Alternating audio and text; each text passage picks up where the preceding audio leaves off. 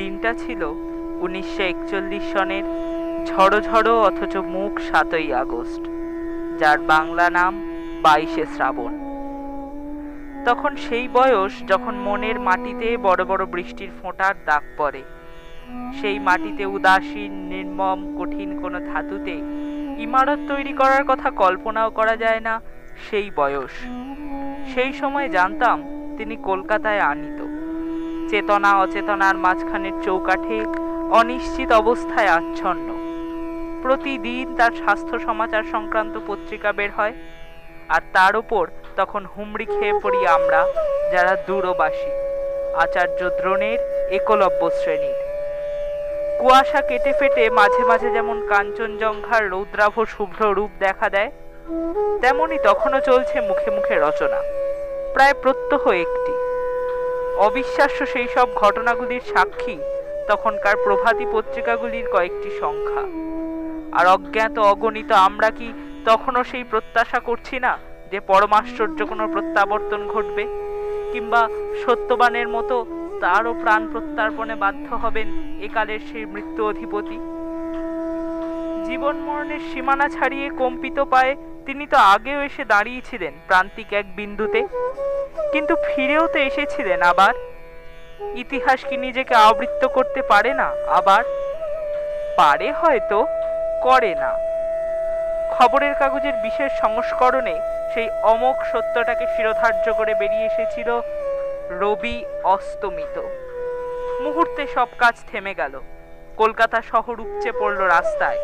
School college শূন্য, রাজকার্য অর্থহীন হয়ে গেল। উকিলের সামলা, পাদ্রের আলখাল্লা, হলুদ আর গেরুয়া রঙের উত্তরীয়, গোল টুপি, বাঁকা টুপি, পাগড়ি, কেউ চলছে, কেউ ছুটছে, কেউ বা দাঁড়িয়ে আছে চুপ করে। থেকে থেকে ঝাঁকে ঝাঁকে বৃষ্টি তার যাওয়ার পথটা ধুয়ে ধুলিহীন করে দিচ্ছে। ঢেউয়ের পর আসছে ঢেউ, ভেঙে ভেঙে কেউ ছড়িয়েও যাচ্ছে। সেই ঢেউ ঢেউয়ের চূড়ায়, তলায়, ফেনায় মহামান্য নেতা থেকে সামান্য মানুষে মানুষে গড়া জনতা মিলেমিশে একাকার। তারই মধ্যে শয়ান বনস্পতিকে বহন করে নিয়ে গেল একদল, অথবা সবার আগে আগে ওই যে তিনি নিজেই বুঝি চলেছেন, চলে গেলেন। এমন নয় যে অকাল মৃত্যু, এমন নয় যে অপ্রত্যাশিত। তবু সেই মুহূর্তে কঠিন মাটি ফেটে গিয়ে গহ্বর খুলে গেল। রবীন্দ্রনাথ নেই। কে আমাদের ভালোবাসবেন, শাসন করবেন? কাকে আমরা উত্ত্যক্ত করব সেই সব তুচ্ছ দাবি নিয়ে, যা শুধু তারই হাতে রত্ন হয়ে উঠত? স্বদেশের সংকটের সময় কে আমাদের পরামর্শ দেবেন? তর্কযুদ্ধ মিটিয়ে দেবেন কে? জগৎটাকে এনে দেবেন আমাদের দরজায়? আমাদের নবজাত সন্ততির নামকরণ করবেন? আমাদের জীবনে ও প্রতিষ্ঠানগুলিতে অর্পণ করবেন শ্রী ও মর্যাদা? এতক্ষণ শক্ত ছিলাম, না পারছিলাম সদ্যসৃষ্ট শূন্যতাকে পূরণ করতে। না আছে শক্তি, তবু শূন্য শূন্য নয় বলতে। কিন্তু যেই চোখে পড়ল টেবিলের ওপর রাখা তার সঞ্চয়িতা কাব্য সংকলনটি, সেই মুহূর্তে নিজেকে আর ধরে রাখা গেল না। একটা আঘাত ভেতরটাকে আমূল কাঁপিয়ে দিয়ে গেল। যেন এই দেখাটুকুরই অপেক্ষায় ছিলাম। প্রয়োজন ছিল sweet my child I live for the বলে ভেঙে পড়া জননীর মতো। কতবার পড়া তার কবিতাগুলোকে মনে হলো অনাথ, পিতৃহীন। স্রষ্টার অন্তর্ধানে তার সৃষ্টি কি করুণ। আস্তে আস্তে বাষ্প জমছে চোখের পাতায়। মনের দিগন্ত তার কালো কোমল ছায়ায় টের পাচ্ছি ঢেকে যাচ্ছে। সূর্যগ্রাসের সময় যেমন ঢাকে, অঝোর বর্ষণ তখন আর বাইরের প্রকৃতিতে নেই। সেই জলধারা ঠাঁই নিয়েছে ঘরে ঘরে, টলমল মনের পর মনে। পরিবেশ যখন স্নাত স্নিগ্ধ, তখন বহ্নিমান চিতা জ্বলছিল গঙ্গার কোলে। বুদ্ধদেব বসুর প্রবন্ধের নির্বাচিত অংশ পাঠের মধ্যে দিয়ে আমরা আজকের এই রবি স্মরণে অনুষ্ঠানের সূচনা করলাম। আমাদের শয়নে, স্বপনে, জাগরণে, জীবনে, মরণে, প্রেমে, বিরহে সবখানেই তো কেবল তিনি। আমাদের সবটুকুই তো রবিময়। তাই তো নজরুল ইসলাম বলেছেন, ভূভারত জুড়ে হিংসা করেছে এই বাংলার তরে, আকাশের রবি কেমনে আসিল বাংলার কুঁড়ে ঘরে। সত্যিই তো, এই দিনহীন বাংলার আঙিনায় নেমে এসে তিনি কেবল রসের ধারায় আমাদের সূচি স্নিগ্ধ সিক্ত করে গেলেন। এবার আমরা আজকের প্রথম গানটি শুনে নেব, বিদ্যালয়ের পঞ্চম শ্রেণীর ছাত্র আর্য দাসের কণ্ঠে। আমার সকল রসের ধারা তোমাতে আজ হোক না হারা।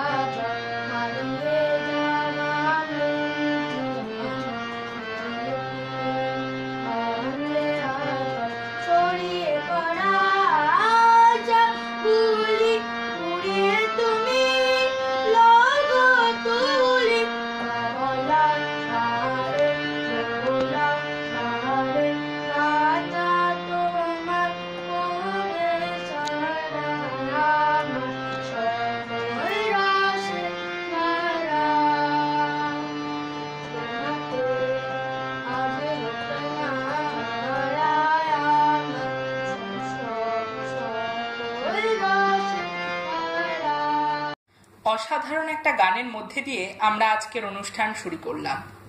অনেক ধন্যবাদ আর্য। আজ কবিগুরুর ৭৯তম প্রয়াণ দিবস। এই করোনা কবলিত সময়ে আজ আমরা সকলেই গৃহবাসী, তবুও তার জন্য তো আমরা আমাদের প্রাণের ঠাকুরকে শ্রদ্ধা জানানো থেকে থেমে থাকতে পারি না, বরং তাকে স্মরণের মধ্যে দিয়েই আমরা শারীরিকভাবে দূরে থেকেও মনের দিক থেকে আরো বেঁধে বেঁধে থাকতে পারি। তাই তো আকাশ প্রদীপ জেলে অপেক্ষায় থাকি কখন তিনি প্রাণের মাঝে আগুনের পরশমণি ছুঁয়ে আমাদের ধন্য করবেন। এবার আমরা আকাশ প্রদীপ কবিতাটি শুনে নেব ষষ্ঠ শ্রেণীর ছাত্র ঋদ্ধি স্বপ্ন গাঙ্গুলির কাছে। অন্ধকারের সিন্ধু তীরে একলাটি ওই মেয়ে আলোর নৌকা ভাসিয়ে দিল আকাশ পানে চেয়ে। মা যে তাহার স্বর্গে গেছে এই কথা সে জানে, ওই প্রদীপের খেয়াবে আসবে ঘরের পানে।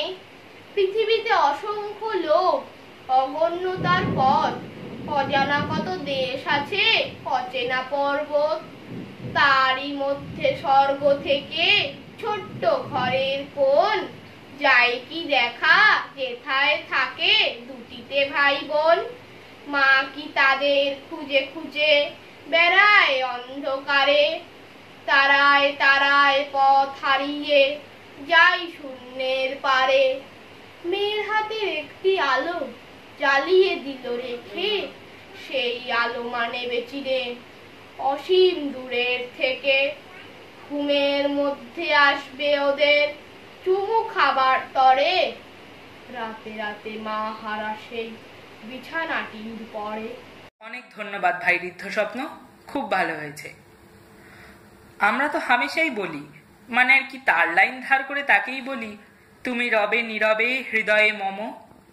সত্যিই তো, এবারকার মতো নীরবেই রয়ে গেলেন হৃদ মাঝারে। ছোট ছোট ভাই বড় দাদাদের সাথে একসাথে হই হুল্লোড় করে রিহার্সাল করা, সেই রিহার্সালের অজুহাতে ক্লাস না করা, সেগুলো এবার পেলাম কই। যেন কোলাহল তো বারণ এখন, এবার কথা কানে কানে, এখন হবে প্রাণের আলাপ কেবলমাত্র গানে গানে। গানটা শুনে নেব এবছর উচ্চ মাধ্যমিক উত্তীর্ণ ছাত্র সায়ন চক্রবর্তীর কাছ থেকে।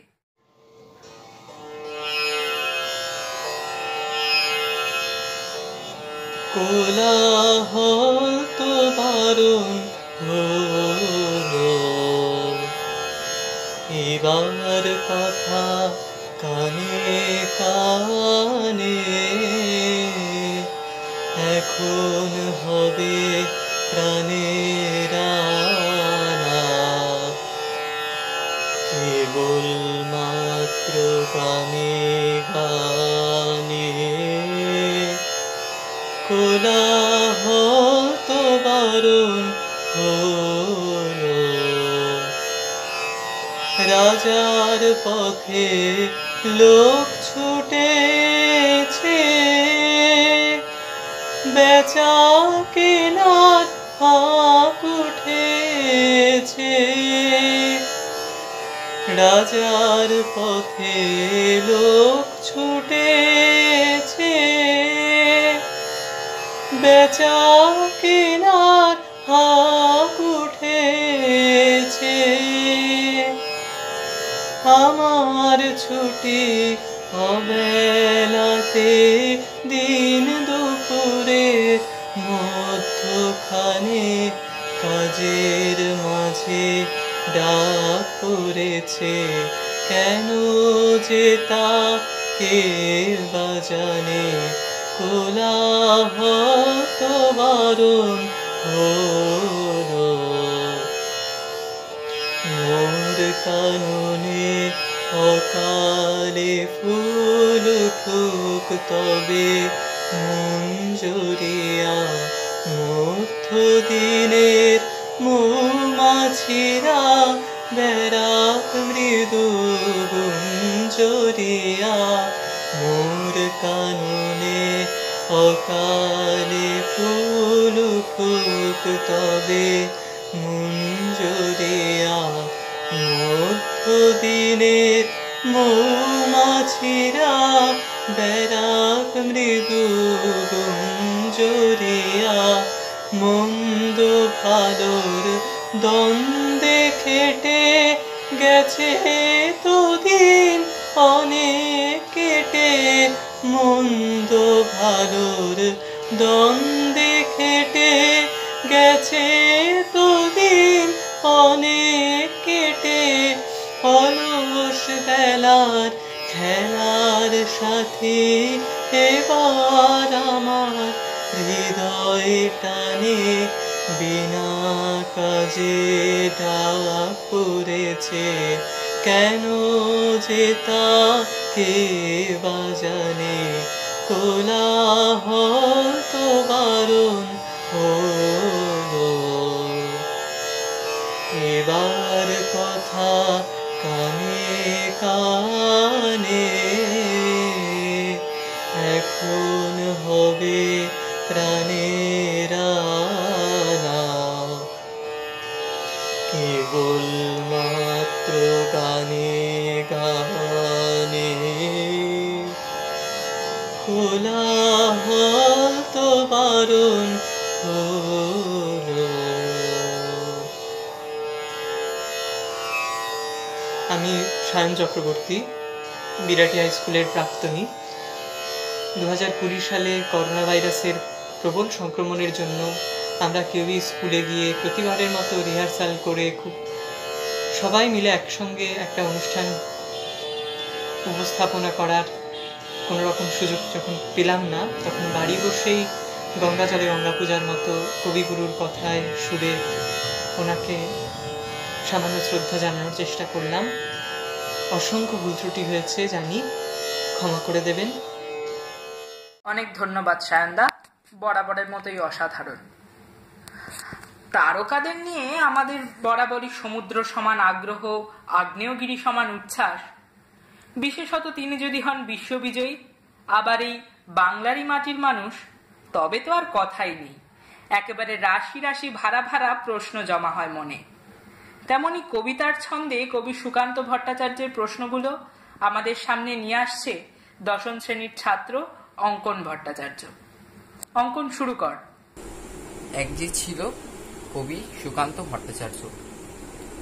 এক যে ছিল আপন ভোলা কিশোর, স্কুল তার ভালো লাগতো না, সহ্য হতো না পড়াশোনার ঝামেলা।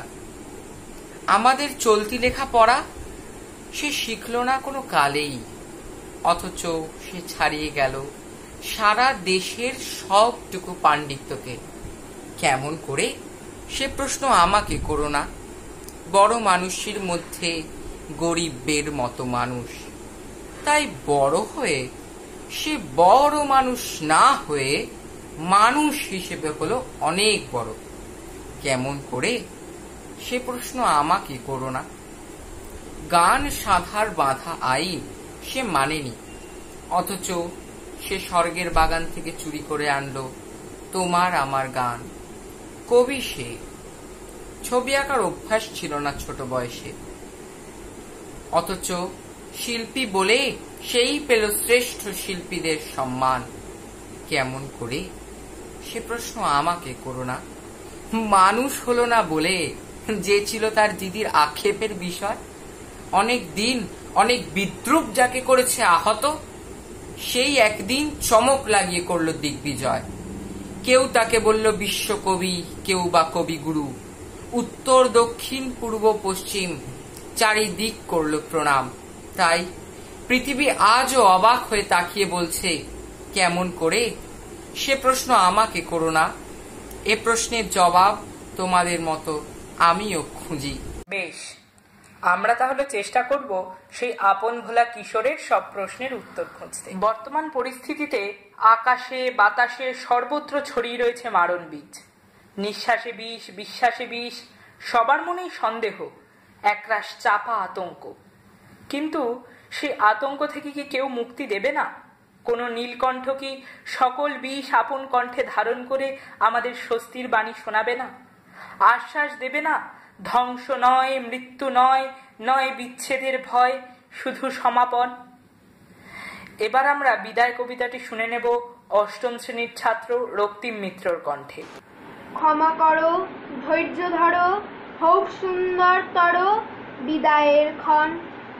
মৃত্যু নয়, ধ্বংস নয়, নহে বিচ্ছেদের ভয়, শুধু সমাপন। শুধু সুখ হতে স্মৃতি, শুধু ব্যর্থ হতে গীতি, তরি হতে তীর, খেলা হতে খেলা শ্রান্তি, বাসনা হইতে শান্তি, নব হতে নীর। দিনান্তের নম্র করো, পড়ুক মাথার পর, আখি পড়ে ঘুম। হৃদয়ের পত্র ফুটে, গোপনে উঠুক ফুটে নিশার কুসুম। আরতির শঙ্খ রবে, নামিয়া আসুক তবে পূর্ণ পরিণাম। হাসি নয়, অশ্রু নয়, উদার বৈরাগ্যময় বিশাল বিশ্রাম। প্রভাতে যে পাখি সবে গিয়েছিল কলরবে, থামুক এখন। প্রভাতে যে ফুলগুলি জেগেছিল মুখ তুলি, মৃদু নয়ন। প্রভাতে যে বায়ুদল ফিরেছিল সঞ্চল, যাক থেমে যাক, নীরবে উদয় হোক অসীম নক্ষত্রলোক পরমাণবিক। হে মহাসুন্দর শেষ, হে বিদায় অনিমেষ, হে সৌম্য বিষাদ, ক্ষণেক দাঁড়াও স্থির, পদতলে নামি শির। তব যাত্রাপথে নিষ্কম্প প্রদীপ ধরি, নিঃশব্দে আরতি করি নিস্তব্ধ জাগাতে। ভাই রক্তিম, খুব ভালো বললি। হ্যাঁ, আপনারা ঠিকই ধরেছেন। আসমুদ্র হিমাচল ভারতবর্ষের সকল ভারতবাসীর সেই প্রাণের ঠাকুরটি এসে দাঁড়াবেন নীলকণ্ঠ হয়ে। আমাদের সকল না পাওয়া, হতাশা, ক্লান্তি, ভয় সমস্ত কিছু তার পায়ে অর্পণ করে পরিবর্তে চেয়ে নেব অনাবিল শান্তি। আর মনে মনে বলবো, চির সখা হে, ছেড়ো না মোরে ছেড়ো না। এই গানটি এবার আমরা শুনবো একাদশ শ্রেণীর ছাত্র গৌরব ভট্টাচার্যের কণ্ঠে।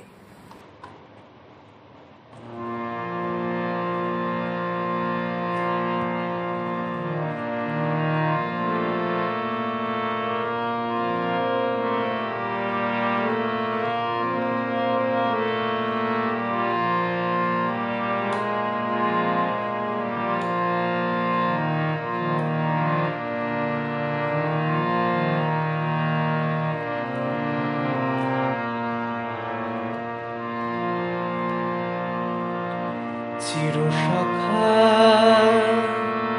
হে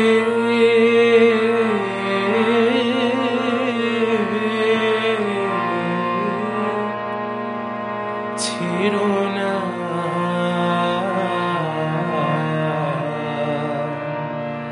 মোরে, ছেড়ো না চিরসখা হে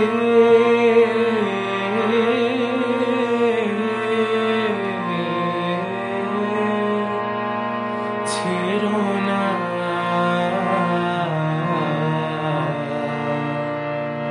মোরে, ছেড়ো না সংসার গগনে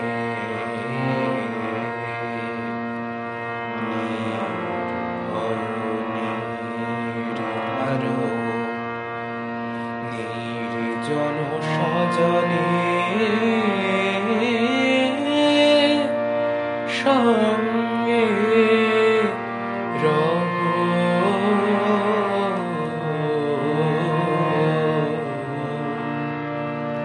চিরসখা হে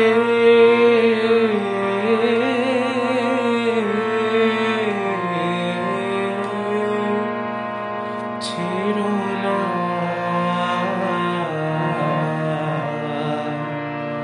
মোরে, ছেড়ো না অধনেরও ধন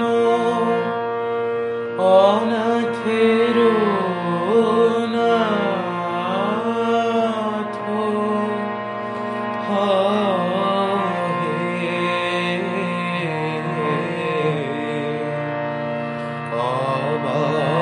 অবলেরও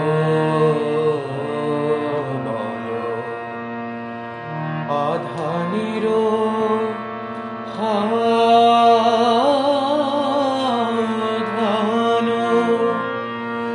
হে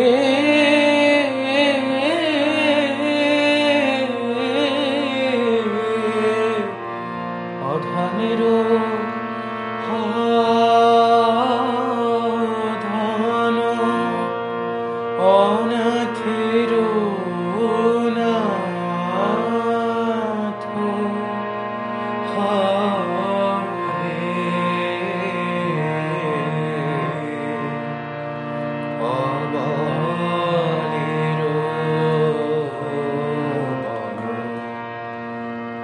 জরা ভারা তো রে নবীন করো হে সুধা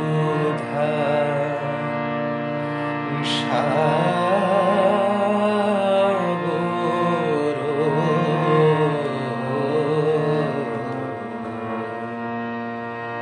চিরসখা হে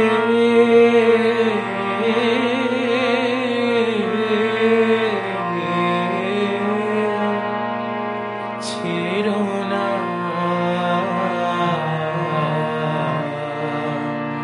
মোরে, ছেড়ো না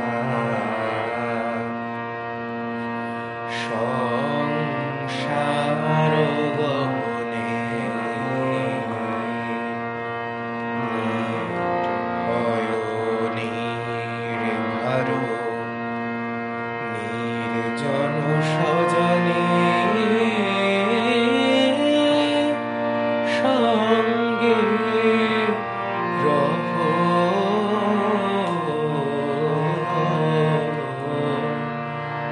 চিরসখা হে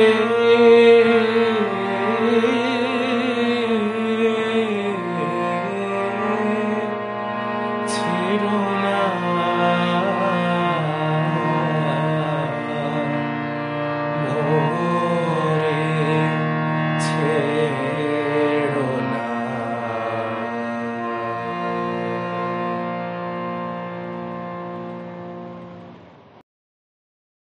গৌরব, খুব ভালো।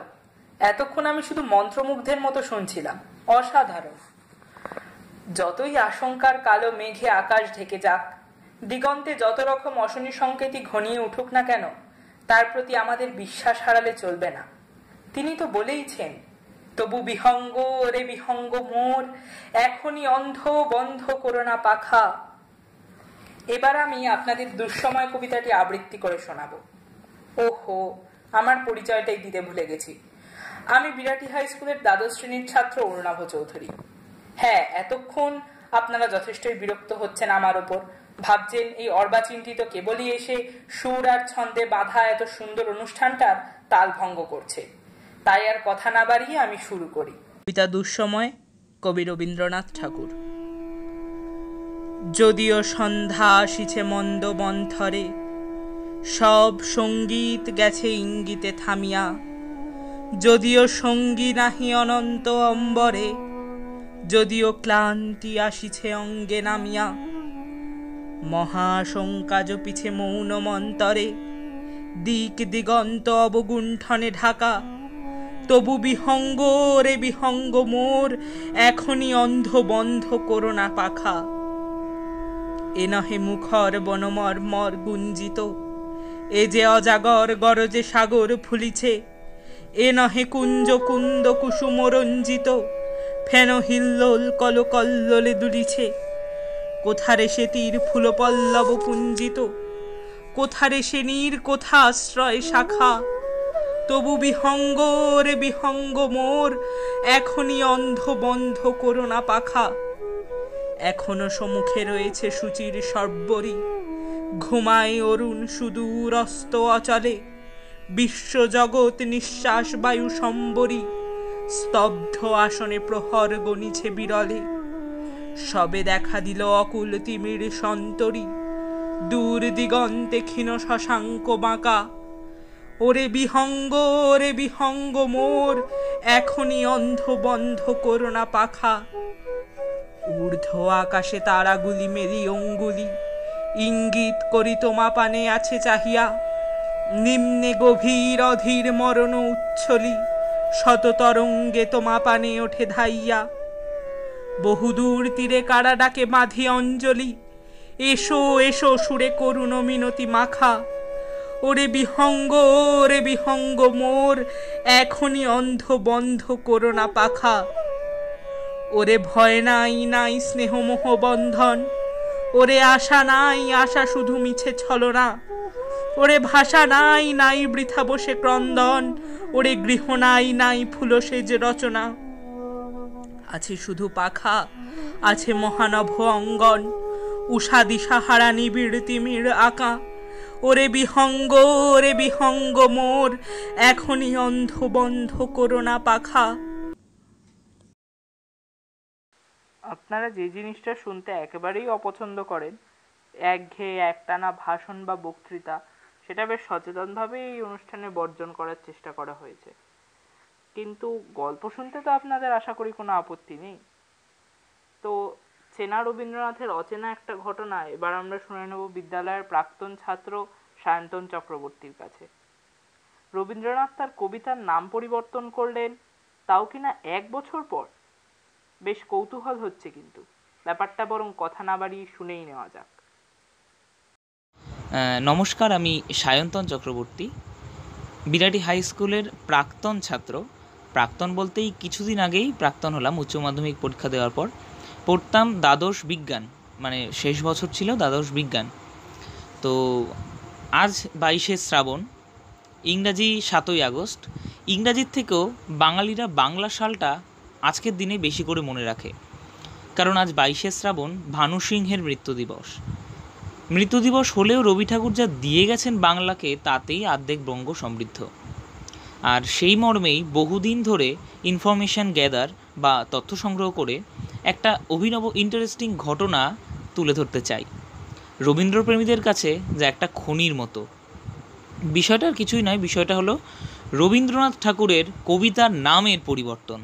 অর্থাৎ সচরাচর রবি ঠাকুর দেখতে গেলে যেই কবিতার নাম ঠিক করতেন, একদম পত্রিকায় প্রকাশকাল অবধি সেই কবিতার সেই নামই থাকতো, কেউ আস্পর্ধা বা দুঃসাহস দেখায়নি সেই নামের পরিবর্তন করার। কিন্তু এমন কি হলো যে রবীন্দ্রনাথ কবিতার নাম নিজেই পরিবর্তন করলেন? অর্থাৎ তিনি লিখেছিলেন যে কবিতার নামটি, পত্রিকায় পাঠানোর সময়, পত্রিকায় ছাপার পর দেখা গেল সেই নামটি এবং পত্রিকার নামটির মধ্যে আকাশ পাতাল পার্থক্য। কোনো রকম সূচনা বা গৌরচন্দ্রিকা ছাড়াই সরাসরি প্রসঙ্গে প্রবেশ করছি। আশা করা যায় যতটা শুনবেন ভালো লাগবে। সালটা হচ্ছে 1898 সাল।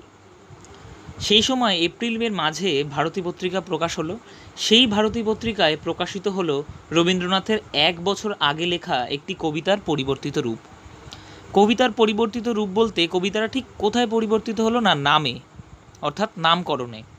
রবীন্দ্রনাথ যখন খেরোর খাতায় লিখছেন কবিতাটি, তখন তার নাম লিখেছিলেন, তার নাম দিয়েছিলেন স্বর্গপথে। কিন্তু যখন ভারতী পত্রিকায় কবিতাটা প্রকাশ হলো ছাপার অক্ষরে, তখন স্বর্গপথে পরিবর্তিত হয়ে গেল দুঃসময়, অর্থাৎ কবিতার নাম তখন হয়ে গেল দুঃসময়।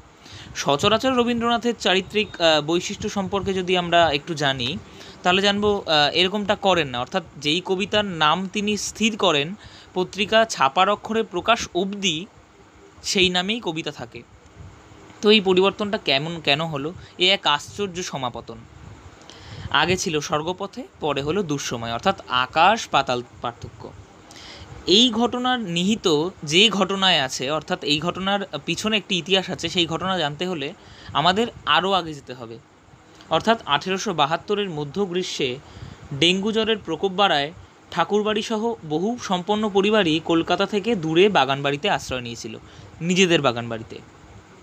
রবীন্দ্রনাথ তার জীবন স্মৃতিতে জানিয়েছেন, সেবার পানিহাটিতে ছাতুবাবুর বাগানে যাওয়াই তার প্রথম বাহিরে যাত্রা। ছাতুবাবুর বাগানে গেছেন, ছাতুবাবুর বাগান বাড়িতে গেছেন।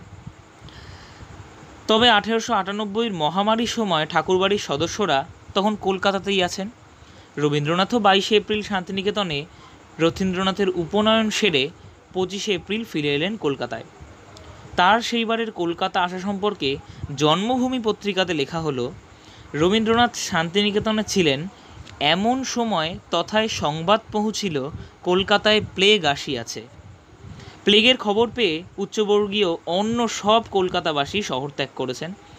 তখন তিনি পুত্রকন্যাদিগকে বোলপুরে রাখিয়া তরায় প্লেগ সংক্রমিত শহরে উপস্থিত হইলেন। কলকাতায় আসিয়া দেবতুল্য পিতার শরীর রক্ষার্থে মনোনিবেশ করিলেন। সেই গরমে ঠাকুরবাড়ি ডিসইনফেক্ট করতে ঠিকে মজুর নিয়োগ হলো।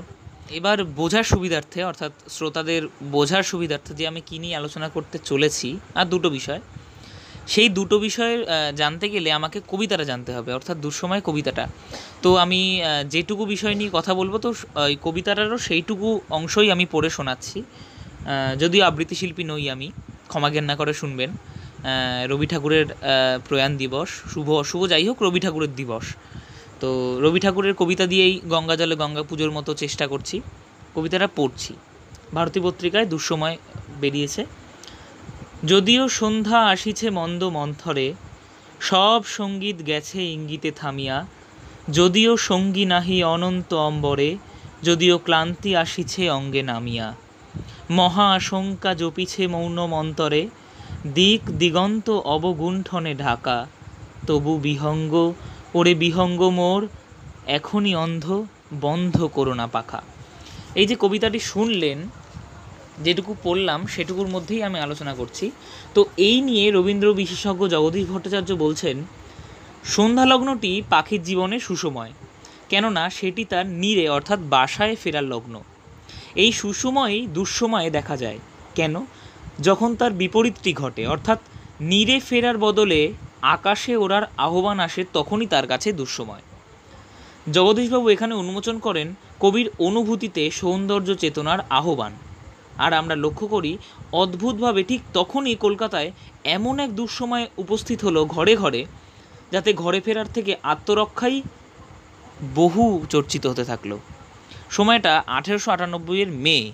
তখন কলকাতায় প্রাদুর্ভাব দেখা গেছে। সেই মাসেই প্রকাশিত হলো বহুল পঠিত এই দুঃসময় কবিতাটি। কবিতার ওরে বিহঙ্গ মোর, এখনই অন্ধ বন্ধ করোনা পাখা চরণটি বহুশ্রুত, কিন্তু কোন মহা আশঙ্কা মৌন মন্তরে জপিছে বলে কবি বিহঙ্গকে ডানা বন্ধ করে নীড়ে ফিরতে বারণ করলেন, এই সময়ের নিরিখে তা যেন এক অন্য আখ্যান। এইটুকুই ছিল প্রতিবেদনটি, অর্থাৎ যেটুকু আমি তথ্য সংগ্রহ করেছি। অর্থাৎ এর থেকে এই বোঝা গেল যে আমরা যখন করোনায় পর্যুদস্ত, রবীন্দ্রনাথের সময় প্লেগে পর্যুদস্ত ছিলেন রবীন্দ্রনাথ।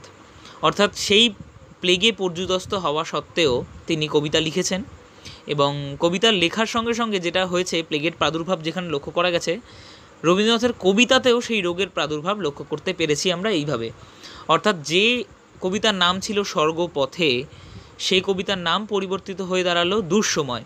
অর্থাৎ কলকাতায় তখন প্লেগের উপদ্রব, তখন কলকাতায় নেমে এসেছে প্লেগের দুঃসময়, যেমনটি আমাদের এখন গৃহবন্ধ করে রেখেছে করোনার দুঃসময়। নমস্কার। আমরা অনুষ্ঠানের একেবারে শেষ প্রান্তে এসে হাজির হয়েছি। একটু মধুরেণ সমাপয়েতের ব্যাপার আর কি। তাই এবার সমাপ্তি সঙ্গীত গেয়ে শোনাবে 10ম শ্রেণীর ছাত্র রিদম পাল। ভেঙে মোর ঘরের চাবি নিয়ে যাবি কে আমারে, ও বন্ধু আমার। ভেঙে মোর ঘরের চাবি নিয়ে যাবি কে আমারে, ও বন্ধু আমার। না পেয়ে তোমার দেখা একা একা দিন যে আমার কাটে না রে। ভেঙে মোর ঘরের চাবি নিয়ে যাবি কে আমারে, ও বন্ধু আমার। বুঝি গো রাত পোহালো, বুঝি ওই রবির আলো, আভাসে দেখা দিল গগন পারে। বুঝি গো রাত পোহালো, বুঝি ওই রবির আলো, আভাসে দেখা দিল গগন পারে।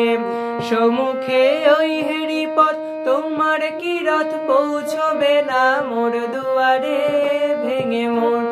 ভেঙে মোর ঘরের চাবি নিয়ে যাবি কে আমারে, ও বন্ধু আমার।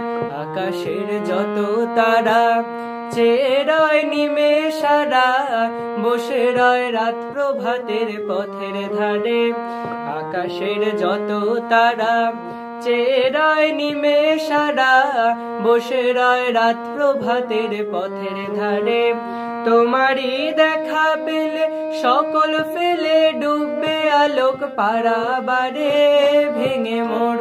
ভেঙে মোর ঘরের চাবি নিয়ে যাবি কে আমারে, ও বন্ধু আমার। প্রভাতের পথিক সবে এলো কি কলরবে, গেল কি গান গে ওই সারে সারে। প্রভাতের পথিক সবে এলো কি কলরবে, গেল কি গান গে ওই সারে সারে। বুঝি বা ফুল ফুটেছে, সুর উঠেছে অরুণ বীণার তারে তারে। ভেঙে মোর ঘরের চাবি নিয়ে যাবি কে আমারে, ও বন্ধু আমার। ভেঙে মোর ঘরের চাবি নিয়ে যাবি কে আমারে, ও বন্ধু আমার। না পেয়ে তোমার দেখা একা একা দিন যে আমার কাটে না রে। ভেঙে মোর ঘরের চাবি নিয়ে যাবি কে আমারে, ভেঙে মোর ঘরের চাবি নিয়ে যাবি কে আমারে, ও বন্ধু আমার। এই যে শুনুন, হ্যাঁ আপনাকেই বলছি। ঘরের চাবি ভেঙে নিয়ে যাওয়ার কথা শুনেই তো আহ্লাদে আটখানা হচ্ছেন, কিন্তু বাইরের পরিস্থিতি সম্পর্কেও তো খেয়াল রাখতে হবে। তাই ঘরে থাকুন, সুস্থ থাকুন। এবার কিছু কথা বলে নেওয়া প্রয়োজন।